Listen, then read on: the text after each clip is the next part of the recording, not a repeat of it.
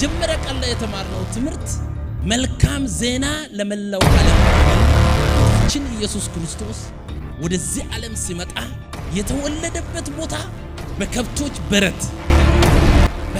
በረት የባሪያን መልክ ይዞ አንድ አምላክ በሰማይ ያለ ዙፋኑ ላይ ያለ ነገር ግን የባሪያን መልክ ሰውን መስሎ ደግሞም ኢየሱስ ክርስቶስ የተወለደበት ቦታ የከብቶች በረት ብዙ ሽታ ያለበት ሰው እዛው ይወለዳል ተብሎ አይታሰብም። በሁለተኛ ቀን የተማርነው ትምህርት የኢየሱስ ክርስቶስ ኃይልና ስልጣን በሚል እዛ ክፍል ላይ ኢየሱስ ክርስቶስ ምን አለ? በሰማይና በምድር ስልጣን ተሰጠኝ። በሶስተኛው ቀን የተማርነው የመንፈሳዊ ኃይል እንጂ ይሄ ለካ አብ ወልድ መንፈስ ቅዱስ አንድ አምላክ መንፈስ ቅዱስ ወደ ምድር የመጣው አንድ ኢየሱስ ክርስቶስ እንዲፈጠር በማርያም ላይ አንድ ጊዜ መጥቶ ተመለሰ።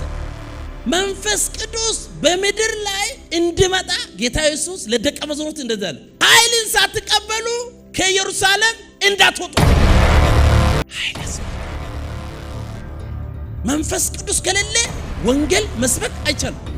ሂዱ ለፍጥረታት ሁሉ ስበኩ ብሎ ከነገረ በኋላ በአብ በወልድ በመንፈስ ቅዱስ እያጠመቃችሁ ደቀ መዛሙርት አድርጓቸው። ይሄንን ትእዛዝ ስሜ አጋንንትን ግንጡና እባቡን ትረግጣላችሁ ትይዛላችሁ አለ። This is authority ስልጣን ነው። ይሄንን ስልጣን ሁሉ ከተናገረ ግን ዝም ብላችሁ ዝው ብሎ ውጡ አላላቸው። መንፈስ ቅዱስን እስከምትቀበሉ ድረስ ከኢየሩሳሌም እንዳትወጡ። በዛን ጊዜ ምድር ኳይት ምንም ነገር አልነበረም። አላምሳው ቀን ላይ መንፈስ ቅዱስ በወረደ ጊዜ በልሳን ማውራት ጀመረ። ከዛ በመቀጠል ቅዳሜ ጠዋት የተማርነው ስለ ደሙ ኃይል ኢየሱስ ክርስቶስ ለኛ የሰጠው ደም ነው። ሰው ደም ለግሻለሁ ይላል። ሬድ ክሮስ ሄዶ አንተ ትርፍ ደም ነው የለገሰው። ኢየሱስ ክርስቶስ ግን መስቀል ላይ ሙሉውን ደም ነው አፍሶ ባዶ ሲወጋ ውሃ ነው። He donated all his blood for us. ላንተና ለዳት ክርስቶስ ደም ሁሉንም ኃጢአት ምን ያደርጋል? ያጥባል። በዓለም ላይ ብዙ ፋብሪካ አለ፣ ሳሙና ይሰራል። ሰው ግን ወስዶ መታጠብ የማን ፈንታ ነው? የሰው ፈንታ ነው። ኢየሱስ ክርስቶስ አንዴ በመስቀል ላይ ሞቷል።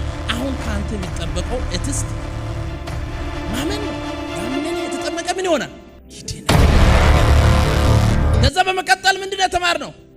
ጌተሰማኔ ማለት ኢየሱስ ክርስቶስ በአይምሮ የተጨነቀበት ቦታ ወይም መንፈሱ የተጨነቀበት እጅግ ተጨንቆ በዚህ በኩል አዳምና ሔዋን ከኤደን ገነት ተባረዋል።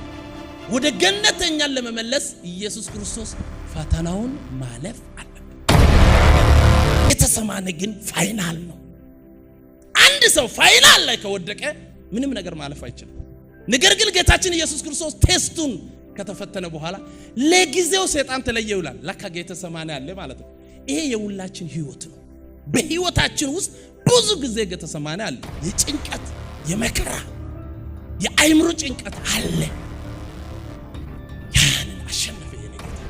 ዛሬ ጠዋት የተማርነው ገበታ ወይም ጸፍጸፍ ማለት ጌታ ኢየሱስ የተገረፈበት የተሰቃየበት ገበታ ወይ ጸፍጸፍ ማለት የጲላጦስ ወንበር የፍርድ ወንበር ባይዘወይ በዓለም ላይ ሁለት ወንበሮች አሉ። የፍርድ ወንበሮች የጲላጦስ ወንበርና የኢየሱስ ክርስቶስ ነጭ ዙፋን የፍርድ ወንበር። እነሱ እዚህ ምድር ላይ በጲላጦስ ላይ ወስነዋል፣ ፈርደዋል። ጌታ ኢየሱስ በሚመጣ ጊዜ እነዛ የሰቀሉት እያዩ ይመጣና ይፈርዳል።